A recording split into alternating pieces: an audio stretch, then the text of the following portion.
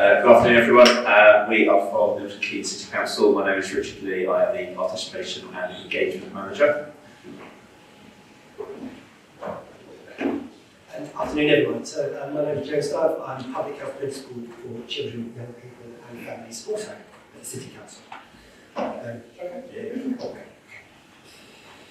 Okay, so firstly, a little bit on Milton Keynes. I'm not going to talk about concrete cows, I'm not going to talk about roundabouts, I'm going to talk about stealing someone else's football team. There's a lot more to Milton Keynes than those three things. You know, it's still a relatively sort of new place.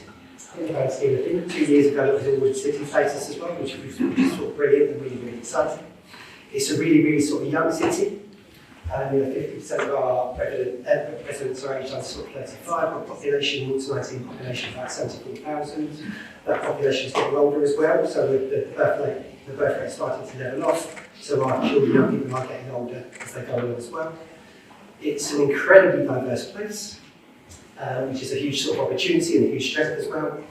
It's incredibly sort of well connected, well served, right in that Oxford Cambridge Park, if you like. Quite a good train line. You've got here to Richard, which is brilliant, on the M1 as well.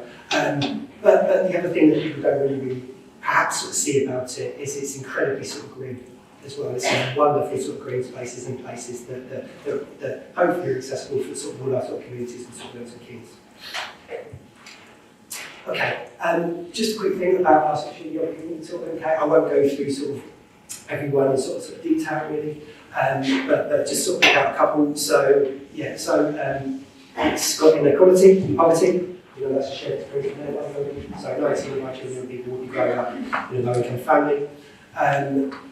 From our sort of survey work, which I'll talk a little bit about in a few slides' time, so 28 young people with experience of mental health issues. And we think when we benchmark it with other places, our young people feel that are a bit more lonely in other places, for example. More likely to be anxiety, suffer anxiety and depression as well. So that's a sort of an issue for us. And I also reference sort of diversity. So 38 children families who identify back and ethnic. If you look at our school population in year R, that's over 50% now. So it's incredibly sort of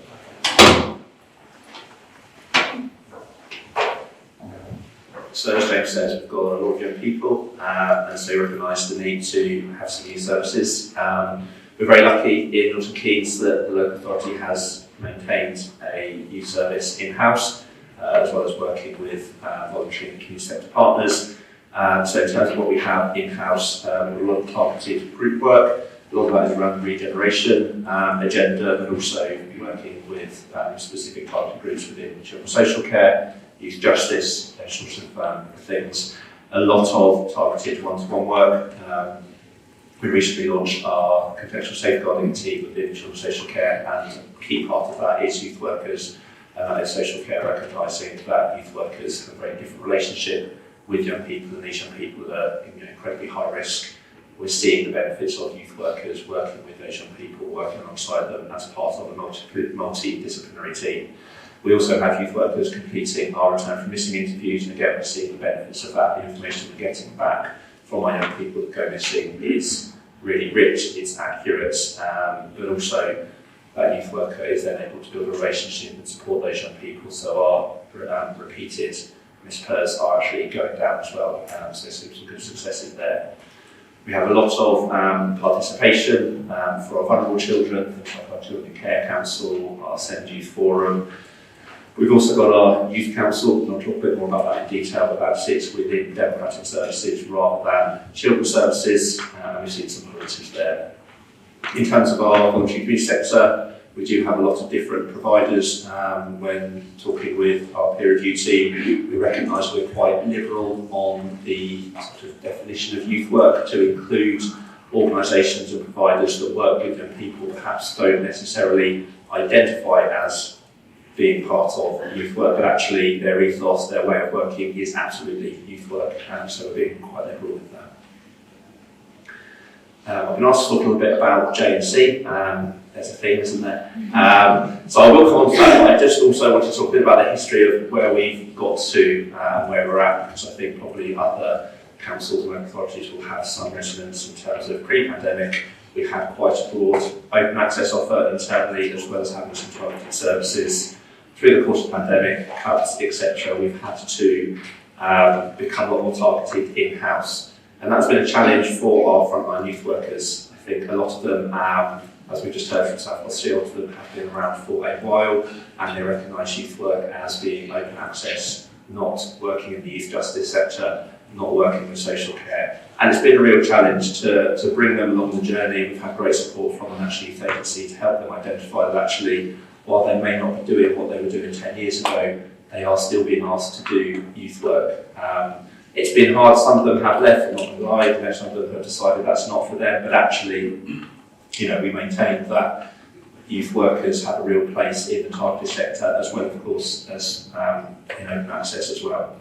So youth services, of which I manage, have moved all across children's services. We've been in community learning, we've been in safeguarding, we've been in corporate parenting, and we sort of found a home in quality assurance for the time being. Who knows how long that's going to be for. But it's actually been really helpful to build those relationships, and along the way, all professionals have able to see the benefit that youth work can bring. I know, we've obviously heard about the cuts, etc., but actually, certainly Milton Keynes colleagues really identifying the value that youth work can bring, so I just want to sort of, try and bring a bit of positivity there as well. And throughout all of these cuts, throughout the changes, we've been very clear that we will retain and do retain J&C for our youth workers. We've got 8 or 9 currently, obviously I'm pushing to get more and more, that's an ongoing discussion, but we absolutely encourage J&C, we encourage them to engage with National Youth Agency, with UK Youth, with as many different organisations as possible to get that shared experience, because they're not alone, I suspect, in youth workers up and down the country that are perhaps feeling a little bit aggrieved over changes in the last 5 years. Alongside that, we are using our apprenticeship levy to upskill our youth support workers. So our youth support workers may not have any formal qualification, but we're giving them time in work to do that. We're paying for their studies through the apprenticeship levy. And alongside that, we've also started an initiative about 8 months ago now where we're employing care experienced young people as youth support workers, and they are on the apprenticeship doing their level 3, and the plan is that they will then be doing their level 6 once they've completed their level 3. So I actively encourage all councils to consider that model. Care experienced young people have such an experience, such a lived experience, but also such a unique perspective they can bring to working with young people, and we see the benefits daily of that. So I'd recommend it if you're able to consider that. I'm going to hand over to James. Thank you. So firstly, I just want to say, I suppose, why public health? Why are we engaged? I think it's two things really. So public health invests in a lot of services for children and young people. School nurses, drug and alcohol services, sexual health provision, health and work provision. There's hundreds of thousands of pounds worth of investment there, and it's really, really important that they're part of that sort of broader youth offer, and they're integrated with sort of youth work. So we think that's absolutely sort of critical. I think on the flip side of that is that I actually don't think you can have really, really good public health without youth. I think I'm being really, really clear about that. I'm probably a bit biased because I used to run a youth service, but I think that's really, really important. And I think that's an ongoing conversation that we have internally. And I think even sort of senior managers that sort of get that as well, which is sort of great. So we've been doing quite a lot of work around sort of mental health and well-being. It's a critical issue for young people. Young people test time and time again, but it's a key issue for them. A few things that we're doing as South Gloucestershire, we're investing in sort of surveys, so biannual sort of surveys that really give some really, really strong insights and evidence into what young people are still thinking and feeling. We do the Oxford survey, which is a partnership with Oxford University. We also do the BWell survey, which we do with our special schools and alternative provision as well. We were lucky enough to lever in some registrar time to have a look at some of the contracts that we had. So we had quite a digitally focused offer, particularly on sort of the back of the pandemic. But so we had an evaluation of that. And what we decided to do was scale back in some of that digital offer, reinvest some of those services, in sort of face-to-face provision through that sort of commissioning process. And we're doing that collaboratively with the ICP and our local NHS trust as well. Still a long way to go. I would sort of say that I think there's still a definite need for more sort of preventative services. We're sort of getting there, but we've managed to secure some more investment, which is great. And we're going to be sort of working through that commissioning process over the sort of the coming months, with the view that some new services, or getting help services, people might have by Thrive, getting help services and advice services are going to be online from April sort of 25. And we're really hoping to do that in a sort of collaborative way. So I think that's critically important. We've got a brilliant voluntary sector, and it's important we engage in that.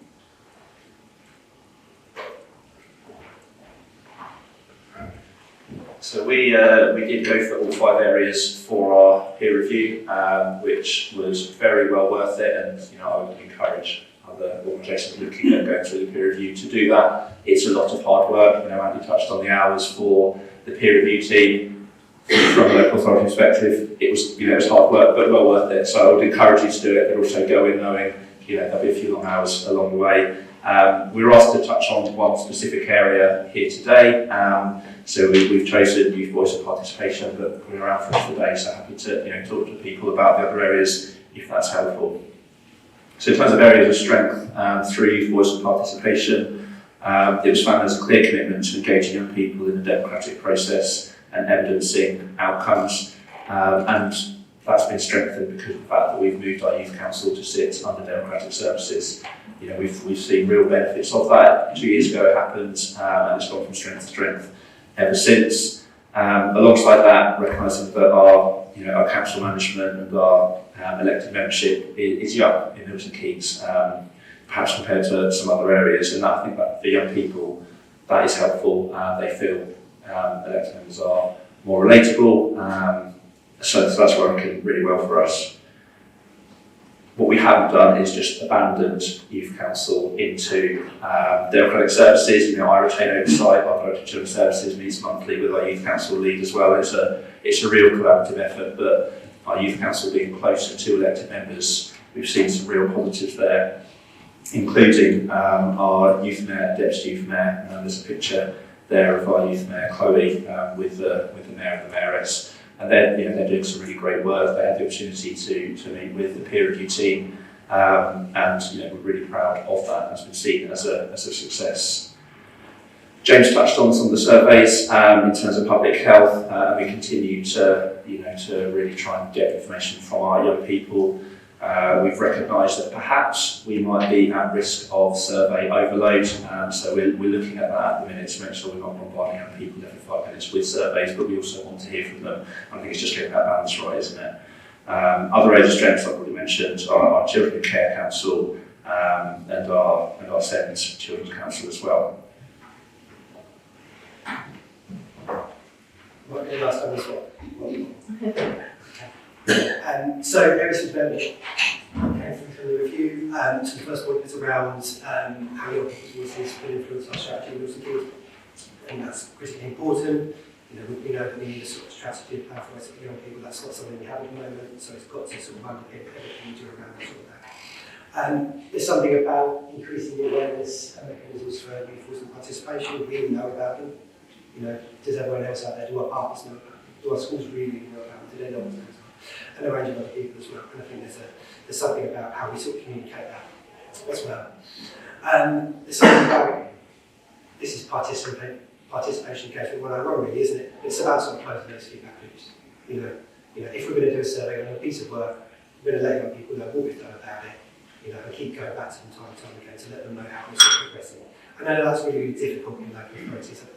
I think we talked at the outset about how slowly we move at times. So I do think it's really important that we continue to do that. We want to ensure that our young people are supported, particularly those on the youth council, to ensure that they advocate for the young people that they sort of work with, and I think they do that really, really well actually, but I think we need to continue supporting them to be able to sort of do that. There's something about hearing all the voices of young people, not just in sort of those formal structures, so those that we don't serve very well, those that might be on the margins of some of our sort of services, how do we get their voices and act upon them? It's critically important. And so how do we work with young people know their rights? I think obviously we have some services for children's social care, but broadly how we really sort of promote that and sort of advocate for that. And I think that's a really, really fair challenge. Reflections. Yeah. So a few things. So we were sort of talking on the way, weren't we? So if we had an opportunity to do this again, we'd do it with Harvey. We sort of try to do it every sort of 3 to 5 years, maybe. You know, we thought the process was incredibly useful, supportive. You know, it's provided us, people already told us what we knew, but it's unpicked a number of sort of key things for us, which I think was really important. I think the sort of second point was around, so I think obviously local authorities tend to sort of be in inspection mode, and I think there's a bit of a PR job, particularly with senior managers, about ensuring that they know that this isn't an inspection. You know, it's a peer review, it's an opportunity to learn, it's an opportunity for experts to come in and help you learn and reflect on what you do. You know? So please don't treat it like an inspection. And I think, hopefully, we sort of got that back. And then it was great to have Charlie using things, and I think that's really, really helpful. And as usual, young people's insights were really spot on. Yeah. And their feedback was absolutely brilliant. So those were my sort of reflections. Just a few final ones from me. I think one of the key things for me, sort of reflecting on the week, was actually how supportive but flexible the peer review, led by Andy, had been. Sort of you get the documentation, this is what it's going to look like, but actually when we had the meetings, unpicking, what does that look like in the context of Milton Keynes, being able to shape the timetable, being able to sort of, point the team in the direction of things we really wanted to learn and for them to look at. And that was really helpful. I think we all felt very supported, but equally got some very good challenge back as well, which was, I think they got the balance absolutely right. So I've really encouraged that. I think the other thing for me that was particularly helpful was making sure that we involved as many community partners as possible, but also as many colleagues from across the council as possible. Inevitably we had democratic services, but also whether it was public health, whether it was commissioning, and our voluntary community sector, getting as many as possible to feed into that. We deliberately did not prep anyone in terms of this is what you can or can't say. We wanted them to see Milton Keynes youth, warts and all, so that we could get an accurate sort of plan as to how we were going to move forward. And we're very much looking forward to shaping that plan and then working with the MYA as well as our partners to move forward. So no, just think from us, just a big thank you really to Andy and the team and the MYA. I'm not sure if the slides are going out afterwards, but they are brilliant. So, if you want any more information after today in terms of our experiences, then, James and I have contact details are there.